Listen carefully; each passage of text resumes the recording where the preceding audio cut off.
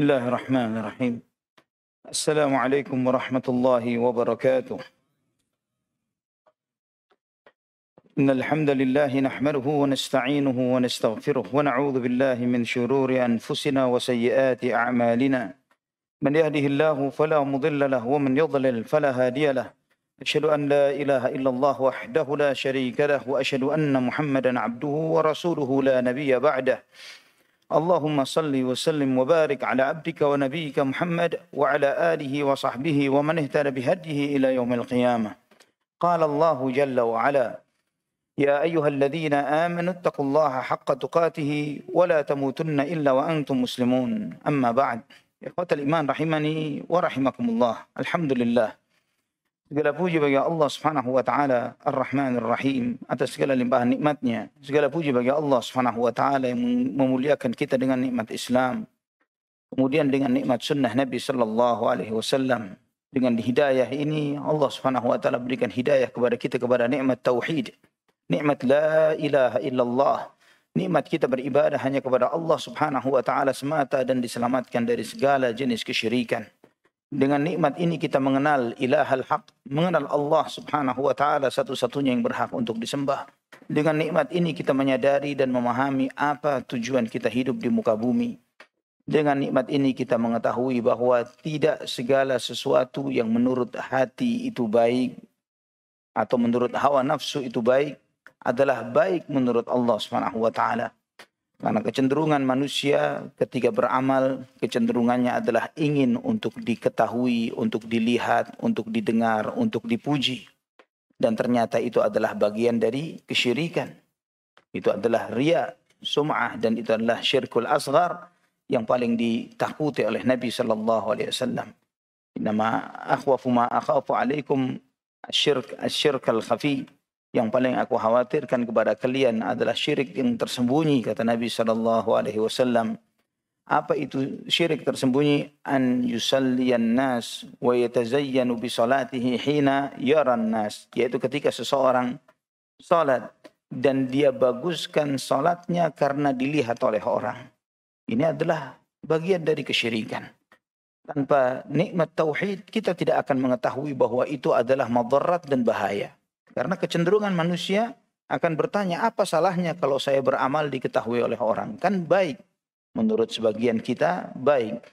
Tapi dengan ajaran tauhid yang diajarkan oleh Nabi kita Muhammad sallallahu alaihi wasallam, kita mengetahui bahwa tidak semua yang baik menurut logika dan akal kita adalah baik menurut Allah Subhanahu wa taala dan Rasulnya. Juga walillahil hamd atas nikmat as-sunnah. Dan dengan nikmat sunnah ini kita meniti jejak Rasulullah sallallahu alaihi wasallam dan para sahabatnya. Jalannya orang-orang yang telah Allah beri nikmat kepada mereka. Alhamdulillah dengan nikmat ini kita diselamatkan dari syubhat, dari bid'ah, dari penyimpangan-penyimpangan dari siratal mustaqim yang membelokkan manusia kepada jalan-jalan yang menyimpang, yang membelokkan manusia dari garis yang digariskan oleh Rasulullah sallallahu alaihi wasallam dan para sahabatnya. Dan alhamdulillah kita diberi kemudahan oleh Allah untuk mengkaji kajian akidah ini, akidah Ahlus Sunnah wal Jamaah dari kitab Al-Aqidah Al-Wasithiyah yang ditulis oleh Syekhul Islam Ibnu Taimiyah rahimahullah, yang beliau menulis akidah ini, dan ini di antara kitab akidah yang menjadi sumber ujian yang dialami oleh beliau. Sehingga Imam Syekhul Islam Ibnu Taimiyah seringkali menghadapi ujian di sidang, diperdebatkan, dan yang lain sebagainya untuk mempertahankan atau untuk menjelaskan apa yang beliau jelaskan di dalam kitab Al-Aqidah Al-Wasithiyah. Beliau pernah dikumpulkan oleh ulil amr di zamannya dengan tokoh-tokoh dari firqah-firqah yang lainnya, terutama dari kalangan Sufiyah dan Asy'ariyah, untuk mempertanyakan beberapa apa yang ditulis oleh Syekhul Islam Ibnu Taimiyah dalam kitab akidah ini. Dan beliau menyampaikan, tunjukkan mana yang menyimpang dari Al-Quran dan Sunnah, yang menyimpang dari ajaran Rasulullah SAW dan para sahabatnya, saya akan rujuk. Tapi mereka tidak sanggup untuk menunjukkannya. Mereka mencoba untuk mendebat beliau dalam beberapa hal, namun semuanya terbantah oleh Syekhul Islam Ibnu Taimiyah rahimahullah. Walillahilhamdu wal minnah. Dan pembahasan kita masih membahas tentang ayat-ayat ma'iyah. Pada kesempatan yang lalu kita membaca firman Allah di surat An-Nahl ayat 128. Innallaha ma'al ladzina taqaw wal ladzina hum muhsinun. Sesungguhnya Allah Subhanahu wa taala bersama orang-orang yang bertakwa, dan sesungguhnya Allah Subhanahu wa taala bersama orang-orang yang berbuat ihsan, orang yang berbuat baik. Kita telah membahas, mempelajari kebersamaan ini, kebersamaan yang bersifat umum atau khusus. Ini yang umum atau yang khusus? Innallaha ma'al ladzina taqaw wal ladzina hum muhsinun. Sesungguhnya Allah bersama orang yang bertakwa dan orang yang berbuat baik. Yang mana? Yang khusus, ya. Ini adalah kebersamaan yang bersifat khusus karena umum semua makhluk bersama Allah. Ya, tidak ada satupun yang luput dari Allah Subhanahu wa taala. Tapi ketika membicarakan orang yang bertakwa, orang yang berbuat ihsan, ini lebih spesifik. Ketika Allah berfirman, ketika Nabi Muhammad SAW mengucapkan la takhaf innallaha ma'ana. Jangan takut, Allah bersama kita. Ini khusus. Allah menolong beliau, Allah melindungi beliau sallallahu alaihi wasallam. Dalam ayat ini surat An-Nahl ayat 128, yaitu Allah membela, menolong, menyelamatkan orang-orang yang bertakwa dan orang-orang yang berbuat ihsan. Sehingga di antara pesan para ulama, jika Anda bersama Allah, maka siapa yang harus Anda takuti? Mau takut sama siapa kalau kita dengan Allah Subhanahu wa taala? Namun jika Anda lawannya Allah, siapa yang bisa menjadi dekengan dan backup kita? Ya, kalau kita bersama Allah, mau takut sama siapa? Tidak akan ada yang perlu kita takutin, kita bersama Allah. Namun sebaliknya kalau kita lagi bertentangan dengan Allah, tidak taat kepada Allah, lagi berbuat maksiat, mau berlindung kepada siapa? Tidak akan ada yang bisa melindungi kita kalau kita bertentangan dengan Allah Subhanahu wa taala. Maka upayakan, karena ayat ini surat An-Nahl ayat 128 ini di antara salah satu pelajaran kehidupan yang berharga. Ketika kita menghadapi masalah-masalah hidup, menghadapi pilihan-pilihan, pilihlah untuk selalu bersama Allah Subhanahu wa taala. Walaupun kelihatan kalah. Karena tidak akan kalah mereka yang bersama Allah Subhanahu wa taala walaupun kelihatan kalah. Tidak ada yang belain, sendirian. Ya, di sono rombongannya banyak, di sana begini begitu. Kalau kita benar bersama Allah, enggak perlu takut. Tidak perlu takut. Ya, kita telah membahas pada kesempatan sebelumnya bagaimana Nabi Musa alaihissalam ketika kaumnya dengan ketakutan melihat Fir'aun dan bala tentaranya sudah semakin dekat. Inna la mudrakun. Kita hampir kena ini, kita pasti ketangkep, pasti dibunuh semua, habis ini. Kata Bani Israel. Namun Nabi Musa alaihissalam berkata, kalla inna ma'ya rabbi sayahdin. Tidak akan mungkin. Aku bersama Tuhanku dan dia akan memberikan hidayah kepada aku. Ini fiqh, memiliki kepercayaan yang kuat kepada Allah. Bahwa orang kalau yakin dia benar alal haq, di atas kebenaran, di atas Quran dan sunnah, di atas kebenaran yang Allah anugerahkan kepadanya, jangan pernah takut dan jangan pernah minder. Jangan pernah takut. Nanti insya Allah ketika kita membicarakan tentang Quran, kalamullah, kita akan singgung sedikit tentang pengalaman apa yang dialami oleh para ulama-ulama kita seperti Imam Ahmad bin Hanbal rahimahullah ketika mengalami ujian karena mempertahankan akidah Al-Quran, kalamullah, dan bagaimana Allah Subhanahu wa taala menolong beliau dan menolong para ulama ahlus sunnah yang hidup di zaman itu. Kemudian ayat selanjutnya yang dikutip oleh Syekhul Islam Ibn Taimiyah rahimahullah adalah surat Al-Anfal ayat 46. Wa ati'u Allah wa rasulahu wa la tanaza'u fatafshalu wa tadhhaba rihukum wasbiru innallaha ma'as sabirin. Dan taatlah kepada Allah dan Rasulnya. Dan jangan kamu berbantah-bantahan yang menyebabkan kamu menjadi gentar dan hilang kekuatanmu. Dan bersabarlah, sesungguhnya Allah bersama orang-orang yang bersabar. Allah bersama orang-orang yang sabar. Ini kebersamaan yang sifatnya umum atau khusus? Khusus, ya. Ini adalah yang bersifat khusus. Allah Subhanahu wa taala berfirman di dalam ayat ini, wa ati'ullaha wa rasulah. Dan taatlah kalian kepada Allah dan Rasulnya. Allah perintahkan kepada kita untuk taat kepada Allah, taat kepada Rasulullah sallallahu alaihi wasallam dalam apa yang Allah perintahkan. Dan kemudian Allah Subhanahu wa taala melarang kita untuk berselisih, tanazu', berselisih satu dengan yang lainnya. Sehingga membuat kita kocar-kacir, tidak satu kata, dan kemudian hilanglah kekuatan kalian. Kata Imam Al-Hafidh Ibnu Katsir rahimahullah ketika menafsirkan ayat ini, janganlah kalian berselisih yang menyebabkan kalian ini semakin rendah, semakin hina, semakin gagal. Wa tadhhaba rihukum ay quwwatukum wa hiddatukum, maka hilanglah kekuatan kalian, hilanglah keberanian kalian, dan bersabarlah kalian. Sesungguhnya Allah Subhanahu wa taala bersama orang-orang yang bersabar. Maka para sahabat, kata Ibnu Katsir rahimahullah, mereka radhiyallahu anhum dalam keberaniannya, dalam ketaatannya di dalam menjalankan apa yang Allah perintahkan dan yang diperintahkan oleh Rasulullah sallallahu alaihi wasallam, dalam menjalankan apa yang menjadi petunjuk yang ditunjukkan kepada mereka, mereka adalah uswah dan qudwah di dalam hal ini. Tidak ada seorang pun, suatu kaum pun sebelum dan sesudah mereka yang seperti mereka di dalam taatnya kepada Allah Subhanahu wa taala dan Rasulullah sallallahu alaihi wasallam. Maka kemudian beliau menyebutkan, fa innahum bi barakatir Rasul sallallahu alaihi wa alihi wasallam wa taatihi fima amarahum, maka karena sesungguhnya mereka dengan keberkahan Rasulullah sallallahu alaihi wasallam dan taatnya mereka terhadap apa yang beliau perintahkan kepadanya, fatahul quluba wal aqalima syarqan wa gharba fil muddatil yasirah ma'a qillati adadihim bin nisbati ila juyushi sairil aqalim min ar-rum wal furs wal turk wal saqaliya wal barbar wal hubush wa asnaf Sudan wal qibd wa tawaif bani Adam.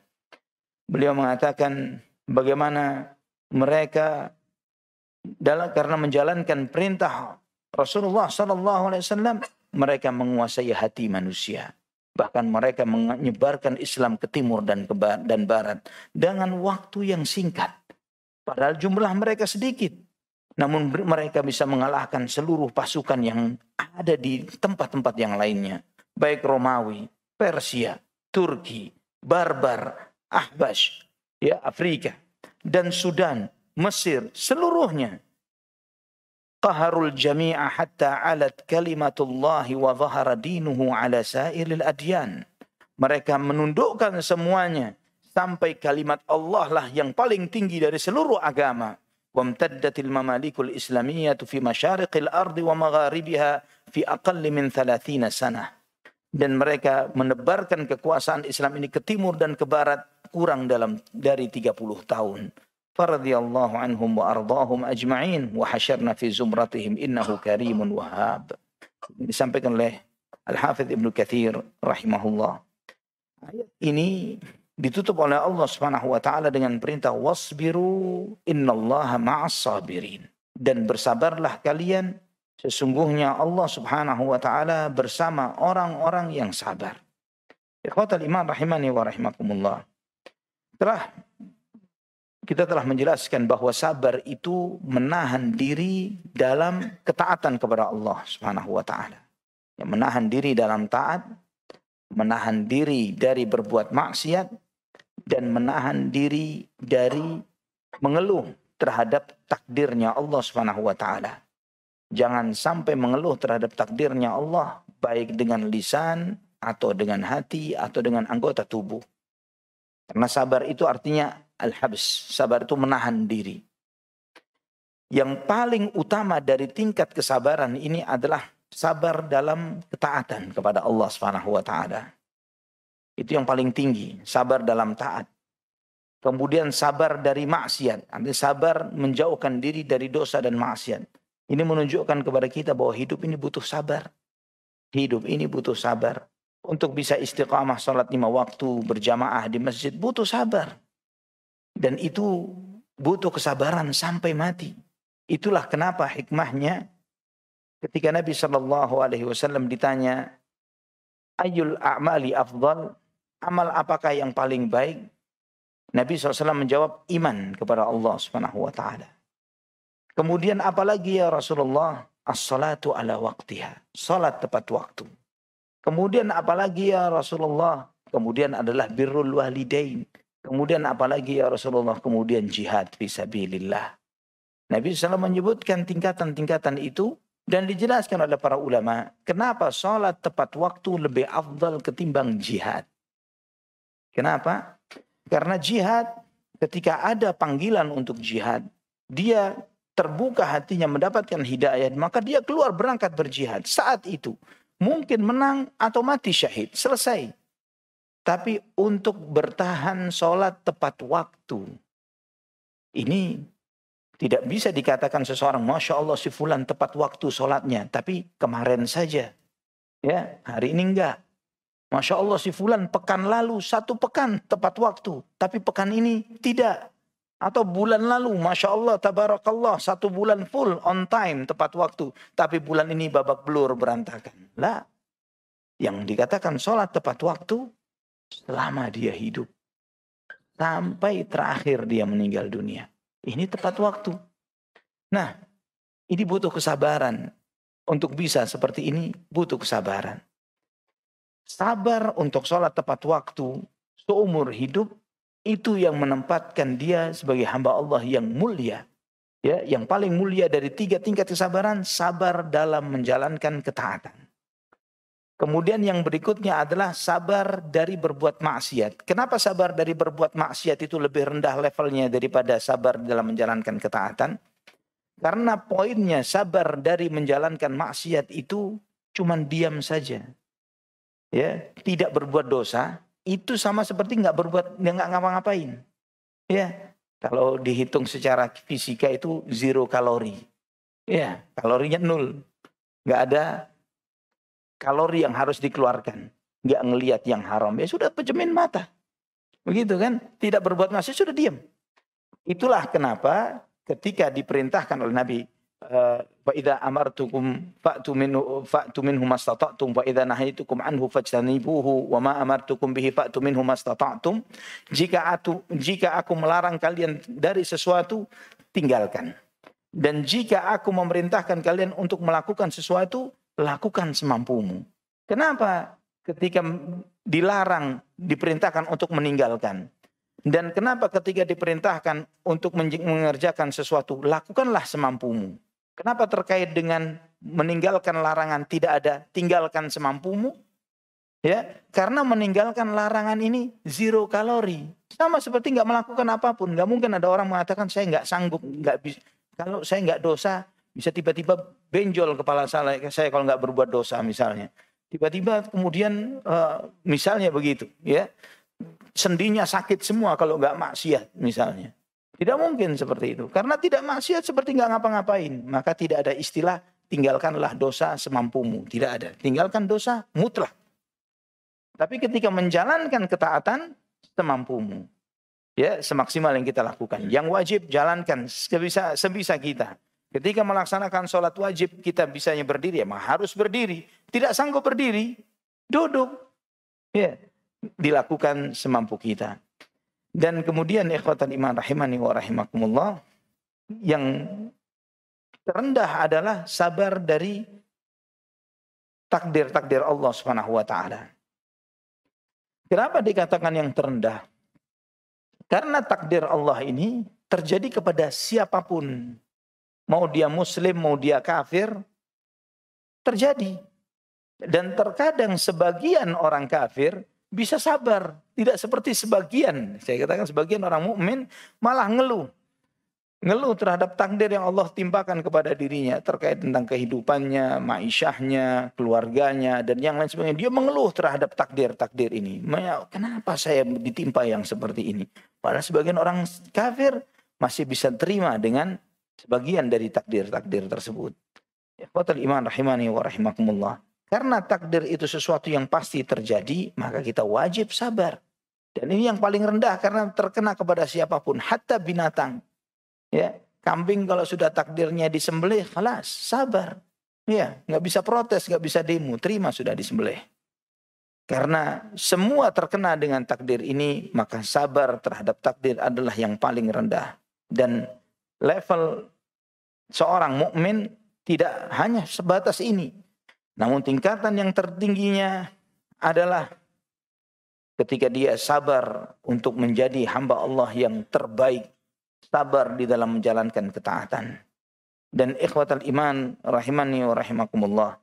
Karena janji Allah, wasbiru innallaha ma'as sabirin. Sesungguhnya Allah bersama orang yang sabar.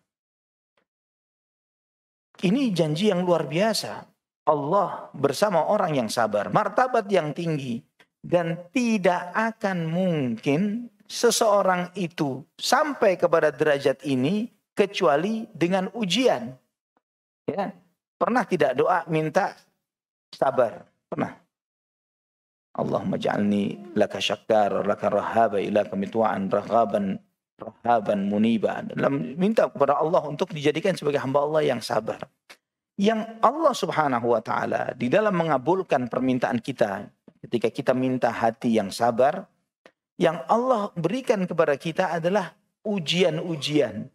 Kesempatan-kesempatan, peluang-peluang kita diuji dengan hal-hal yang untuk membuktikan apakah kita sabar atau tidak pada saat itu. Nggak mungkin ada orang nggak pernah kena ujian, kemudian orang mengatakan, Masya Allah si fulan sabarnya luar biasa. Padahal orang nggak tahu dia pernah kena ujian apapun. Orang dikatakan sabarnya Masya Allah ketika dia mengalami sejumlah ujian dan dia lolos dari ujian-ujian itu dengan kesabarannya. Ini Masya Allah. Kenapa kita katakan dalam istilah Arab ada mengatakan isbir sabra Ayyub. Sabarlah kamu seperti sabarnya Nabi Ayyub alaihissalam. Tahu kan ujian Nabi Ayyub alaihissalam? Nabi Ayyub alaihissalam diuji oleh Allah subhanahu wa ta'ala. Beliau memiliki keluarga, anak-anak, harta yang luar biasa. Kemudian dalam semalam diambil semua oleh Allah subhanahu wa ta'ala. Anak-anaknya semuanya mati, hartanya semuanya habis. Dan terus mengalami kemerosotan sampai kepada titik kesehatannya pun diambil oleh Allah subhanahu wa ta'ala. Dalam riwayat yang sahih sebagaimana disahihkan oleh Syekh Al-Albani rahimahullah, Nabiullah Ayyub alaihissalam mengalami ujian itu selama 18 tahun. 18 tahun. Wah, kita kena ujian 2 tahun pandemi aja banyak yang stres. Ya, pandemi 2 tahun, wah banyak sudah ngeluh sana ngeluh sini. 18 tahun diuji oleh Allah Subhanahu wa taala. Namun tetap beliau sabar. Dan buah kesabarannya Allah Subhanahu wa taala muliakan beliau. Allah Subhanahu wa taala muliakan. Nah, dengan ini ikhwatal iman rahimani wa rahimakumullah, martabat yang mulia ini tidak diraih dengan karpet merah saja, dengan jalan yang penuh dengan taburan bunga, tapi dengan duri, ya, dengan jalan rintangan yang berat, dengan air mata, keringat dan beban mental yang luar biasa. Ketika mengalami sejumlah benturan sana dan sini, baru ketahuan, Masya Allah si fulan sabar. Dan innallaha ma'as sabirin. Sesungguhnya Allah subhanahu wa ta'ala bersama orang yang bersabar. Namun seringkali di antara kita mengucapkan ayat ini, innallaha ma'as sabirin, sambil emosi. Sambil marah. Sambil ngamuk, innallaha ma'as sabirin. Sambil gregetan. Ya. Ini untuk menunjukkan kesabarannya atau ketidaksabarannya. Harusnya dia mengucapkan ini di dalam hatinya. Innallaha ma'as sabirin. Dan karena tidak ada manusia yang lebih besar ujiannya melebihi para nabi, terlebih Nabi kita Muhammad sallallahu alaihi wasallam, maka beliau adalah imamnya para sabirin. Nabi SAW pernah.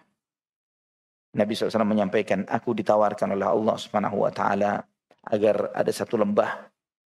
Allah, saya lupa Batha kalau tidak salah. Allah memberikan tawaran kepadaku supaya lembah ini semuanya dijadikan emas oleh Allah Subhanahu wa taala. Namun aku menolak. Dan aku mengatakan, ya Allah, bal asbir wal bal ashba' yauman wa aju'u yauman. Ya Allah, yang aku minta, ya Allah, biar aku Kenyang sehari, lapar sehari. Sehari kenyang, sehari lapar. Di hari aku kenyang, aku bersyukur kepadamu ya Allah. Di hari aku lapar, aku bersabar kepadamu ya Allah.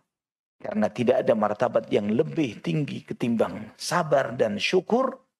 Maka itulah yang ada pada diri Nabi kita Muhammad sallallahu alaihi wasallam. Beliau imamnya orang-orang yang bersabar dan beliau sallallahu alaihi wasallam adalah imamnya orang-orang yang bersyukur.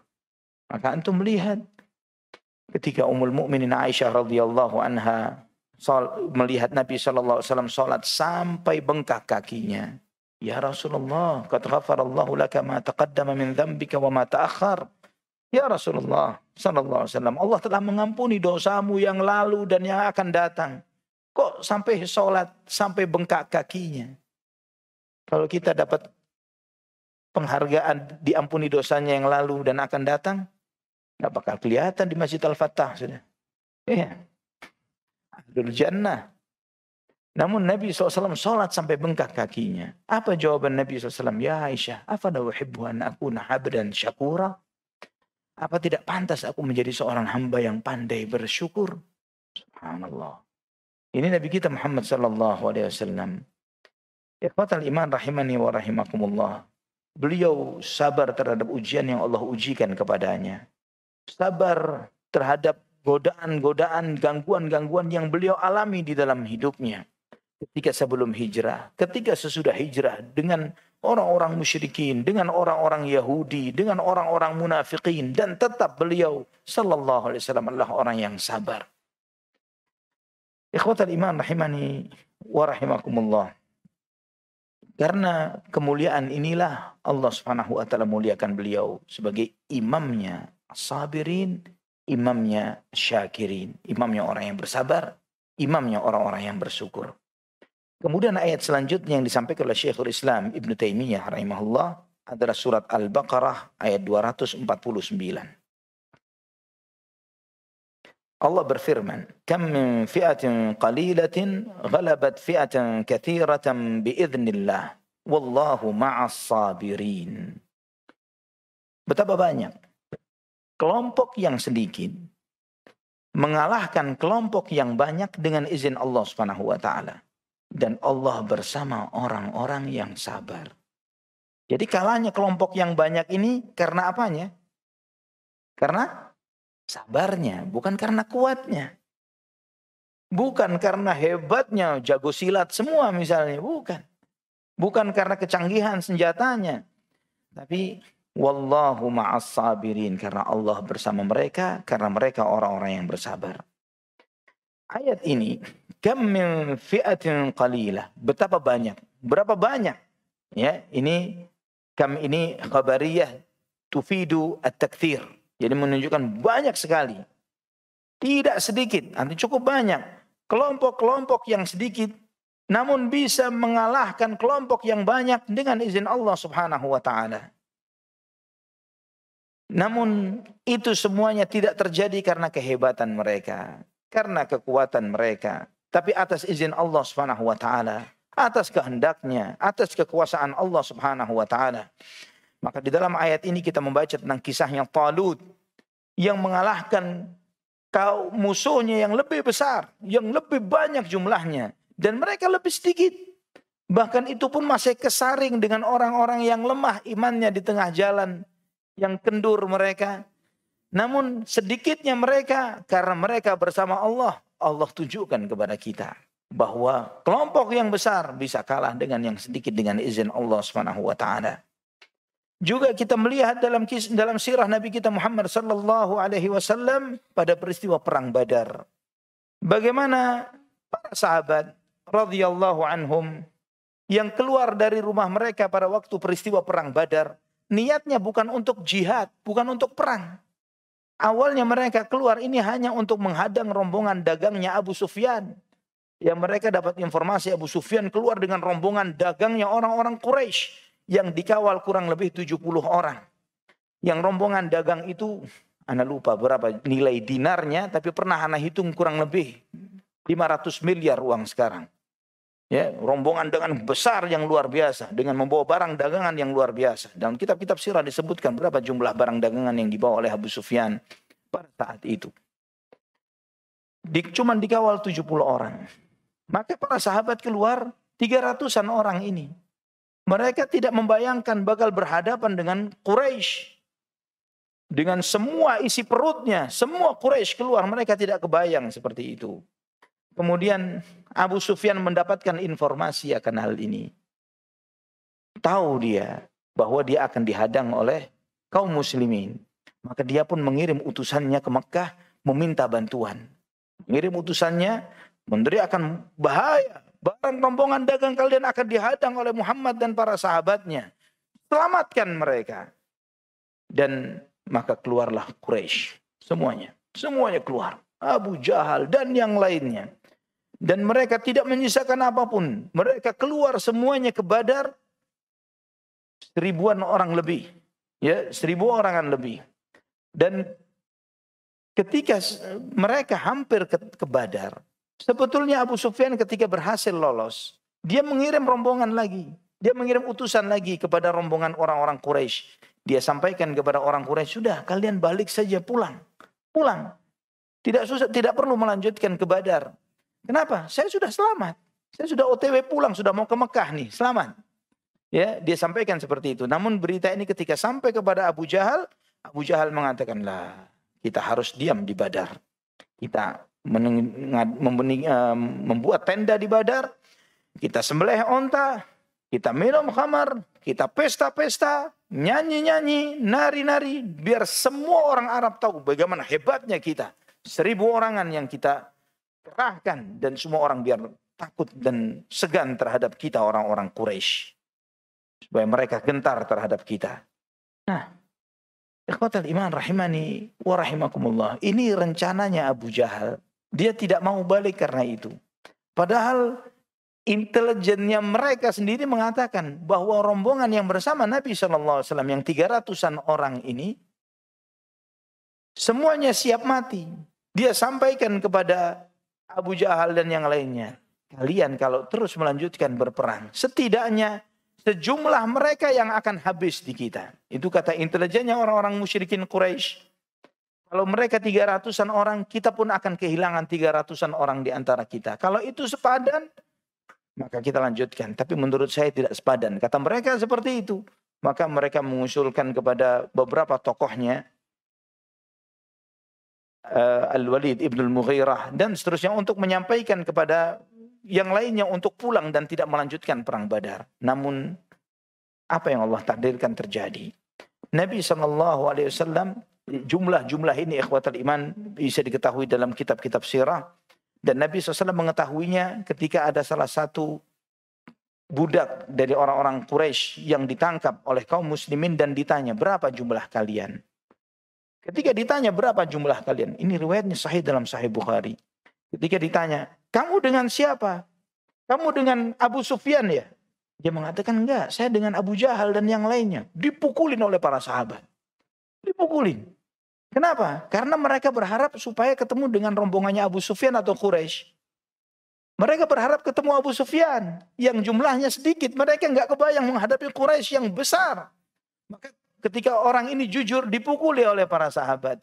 Ketika dia mengatakan enggak, saya sama Abu Sufyan, dilepas. Waktu itu Nabi SAW sedang sholat.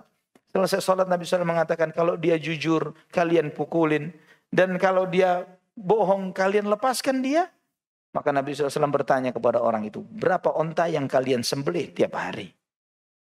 Dijawab oleh orang itu antara 9 sampai 10 onta per hari yang disembelih untuk dikonsumsi. Ini kurang lebih 900 sampai 1000-an orang. Ketakutan para sahabat. Ketakutan menghadapi hal itu. Namun Allah Subhanahu wa taala mentakdirkan sebagai bukti kemenangan Yaumal Furqan, Yaumal Taqal Jam'an. Hari pembeda antara hak dan yang batil. Bagaimana Allah Subhanahu wa taala mengalahkan kelompok yang 1000 orangan ini hanya dengan 300-an dengan sepertiganya. Dan itu pun dengan sahabat. Ikhwatal iman rahimani wa rahimakumullah. Nabi SAW ini dengan 314-an sahabat. 314-an orang sahabat. Yang bersama mereka 70 onta dan 2 ekor kuda. Gantian naik ontanya. 1 onta untuk 3 orang, gantian. Nabi SAW dengan siapa dan siapa. Sahabat yang lainnya dengan siapa dan siapa, gantian. Jalan bergantian mereka naik onta tersebut. 70 onta dan 2 ekor kuda. Senjataan apa adanya. Dan karena perang ini, Badar ini, perang yang tidak disengaja, artinya tidak direncanakan, tidak seperti Uhud dan yang lainnya, maka yang tidak hadir pada waktu peristiwa perang Badar tidak tercela, tidak dicela. Namun bukan berarti tidak mengandung keutamaan, bahkan Ahlul Badar adalah sahabat yang paling utama. Sehingga ketika antum membaca kisahnya sahabat fulan wa kana badriyan, wa kana badriyan, wa kana badriyan, bahwa dia seorang Ahlul Badar yang ikut perang Badar, ikut perang Badar, ikut perang Badar. Bahkan jangankan manusia, para malaikat pun Nabi SAW pernah ditanya oleh malaikat Jibril, ma ta'udduna ahlal badar fikum. Menurut kalian wahai Muhammad, wahai Rasulullah SAW, orang yang ikut perang Badar itu bagaimana? Afdaluna wa khairuna, yang terbaik di antara kami. Wa kadzalika nahnu minal malaikah. Demikian pula dengan para malaikat yang ikut perang Badar adalah malaikat-malaikat terbaik. Di antaranya pada waktu itu malaikat Jibril, Mikail pun ikut turun pada waktu perang Badar. Ikhwatal iman rahimani wa rahimakumullah. Dan antum membaca dalam kitab sirah bagaimana pembesar-pembesar Quraisy itu mati di hari itu. Mereka semuanya, tokoh-tokohnya, Abu Jahal dan yang lainnya. Kalau ini film drama, fiksi buatan manusia, sudah finish, the end sudah filmnya. Iya, sudah selesai begitu saja. Penjahat-penjahat yang kumpul semua mati pada pertemuan pertama. Namun ini suatu yang real, yang nyata. Allah Subhanahu wa taala tunjukkan kepada kita, dan tidaklah Nabi kita Muhammad sallallahu alaihi wasallam dipanggil oleh Allah Subhanahu wa taala kecuali idza jaa nasrullahi wal fath wa ra'aitan nasa yadkhuluna fi dinillahi afwaja. Allah sebutkan ketika engkau melihat pertolongan Allah Subhanahu wa taala dan engkau melihat kota menang, kota Mekah telah dikuasai, dan kamu melihat manusia berbondong-bondong masuk agama Islam. Allah tunjukkan kepada Nabi kita Muhammad SAW, kepada kita semuanya. Dan sebaliknya, tokoh-tokoh kafir itu, mereka semuanya bergeletakan di padang Badar, sampai badannya membengkak. Sampai buruk rupa mereka, membengkak, dan kemudian mereka semuanya dibuang di dalam sumur Badar ini tadi. Mereka dibuang di sumur Badar. Allah Subhanahu wa taala menyampaikan dalam ayat ini, kam min fi'atin qalilatin ghalabat fi'atan katsiratan biiznillah wallahu ma'as sabirin. Berapa banyak kelompok yang sedikit mengalahkan kelompok yang banyak dengan izin Allah, dan Allah bersama orang-orang yang sabar. Karena kelompok yang bersabar ini Allah bersama mereka. Mereka sabar dalam 3 jenis kesabaran tadi. Sabar dalam taat, sabar dari menjauhkan diri dari dosa dan maksiat, dan sabar terhadap apa yang menimpa mereka dalam segala kepenatan dan ujian-ujian di dalam dakwah dan jihad. Karena ujian di dalam dakwah sama seperti ujian di dalam jihad. Ujian yang tidak mudah, yang tidak ringan.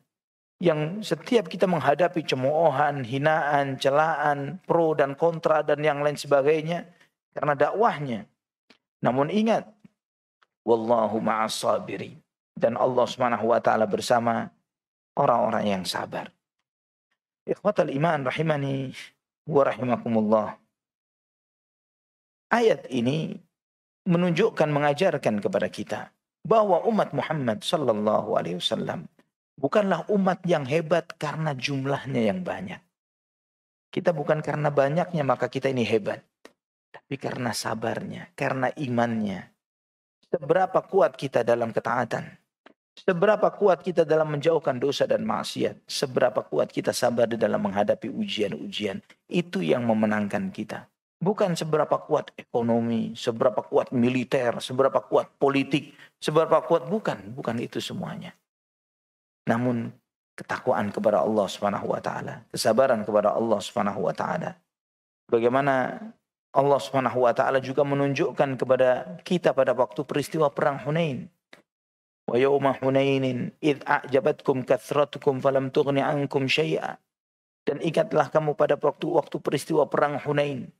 Ketika kalian kagum dengan jumlah kalian yang banyak, namun ternyata tidak menolong kalian sedikit pun. Padahal perang Hunain, siapa panglima perang Hunain?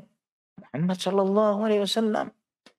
Siapa pasukannya? Para sahabat Muhajirin wal Ansar radhiyallahu anhum. Namun ketika muncul ujub dalam kita banyak, bagaimana yang banyak akan kalah sama yang sedikit? Kita mayoritas, bagaimana kalah sama yang sedikit? Ketika ujub dengan banyak, kalah terus. Terus kalah. Apalagi semakin akhir zaman, ikhwatal iman, rahimani wa rahimakumullah. Bagaimana Nabi sallallahu alaihi wasallam menyebutkan jumlah umat Muhammad sallallahu alaihi wasallam yang banyak tapi tidak ada nilainya. Yushaku an tada'a bikumul umama kama tada'al akalatu ila qas'atiha. Akan tiba nanti waktunya umat itu akan memperebutkan kalian, mencabik-cabik kalian seperti orang yang memperebutkan makanan yang disajikan di meja makan. Sampai sahabat Thauban radhiyallahu an yang mendengar sabda ini dia bertanya, "Awa min qillatin nahnu yawma idzin ya Rasulullah?" Apa karena kita ini sedikit ya Rasulullah sampai kita dicabik-cabik oleh umat-umat yang lainnya? Bal antum yawma idzin katsir walakinnakum ghutha'un ka ghutha'is sayl. Kalian di zaman itu nanti banyak. Namun kalian seperti buih di lautan. Banyak tapi seperti buih di lautan. Enggak ada nilainya. Wala yanzi'alnallahu min qulubi aduwikumul mahabata minkum. Musuh kalian dicabut oleh Allah dari hati-hati musuh kalian rasa takut terhadap kalian. Karena rasa takut ini di antara tentaranya Allah. Pada waktu peristiwa perang Badar dan semua peperangan Nabi SAW, Allah tanamkan rasa takut ke dalam hati-hati musuh Rasulullah SAW dan para sahabatnya dan juga kaum muslimin sesudah beliau. Mereka-mereka yang sabar. Namun terkait dengan hadis ini, Allah cabut rasa takut itu dari hati musuh-musuh kalian. Mereka nggak takut lagi. Terang-terangan berani mencela Allah, mencela Rasulullah SAW, melecehkan dinul Islam, nggak takut lagi. Dan sebaliknya, wala yaqdhifannallahu fi qulubikumul wahn. Sebaliknya, Allah timpakan ke dalam hati-hati kalian penyakit wahan. Wa mal wahnu ya Rasulullah? Hubbud dunya wa karahiyatul maut. Apa itu wahan? Cinta dunia, takut mati. Ini kita. Cinta dunia, takut mati. Sampai hatta urusan agama dan dakwah sekalipun kita ngitung berapa untung dunianya. Ya, kalau ada keterlibatan dalam kegiatan dakwah, ada faedahnya enggak? Kita nanya. Ya, kita mencari keuntungan di sana dan sini. Wal'iyadu billah. Masih saya tambahkan sedikit, silakan azan dahulu.